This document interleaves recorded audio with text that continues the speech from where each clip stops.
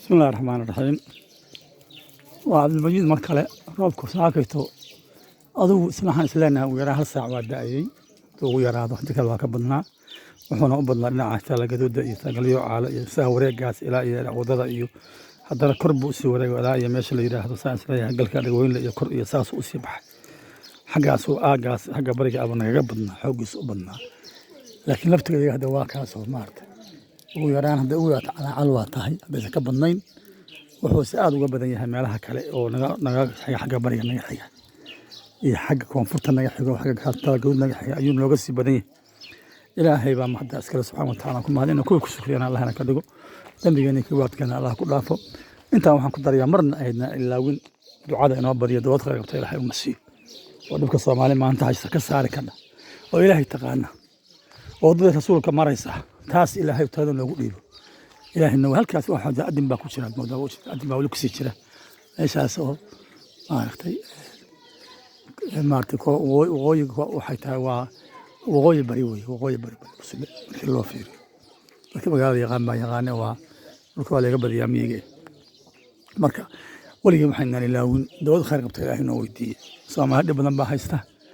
wax kastoo daa iyo roob kastoo ilaahay siiyo iimaankii baa nagu yar ilaahay iimaankii inuu noo soo cesho subxaanahu wa ta'aala oo dadka runta yaqaano ilaahay yaqaana oo maartay adduunyo aan raadinayn dad maanta waxa soo baxay adduunyo doonaya wax kale aan shaqo ku lahayn kuwa Allah naga qabto ilaahay subxaanahu wa ta'aala kuwa aakhira ku xisaabtamayo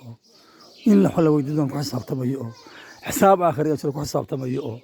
لو تنقول لها كلكم مسؤول وكلكم مسؤول وكل مسؤول السلام عليكم سؤال برا ما شاء الله ما له ما محل ما قرنس كلكم مسؤول وكلكم مسؤول عن رعيته حديث كان النبي صلى الله عليه وسلم marka kuwa saa u garanayo oo og magaalada balbaslo kale wixii ka dhacay iyo xamar waxa ka dhacay iyo hargeysa waxa ka dhacay aakhiro in loo soo taagayo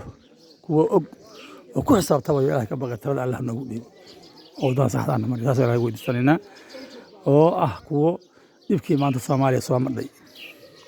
fahansan oo wax garanay dibka way ka saari lahaana noqdo ilaahay ka dhigo kuwa Allah ka dhigo وصلى الله وسلم على محمد وصحبه وسلم وعبد المجيد بالبسل السلام عليكم ما انطر وحويه معناتي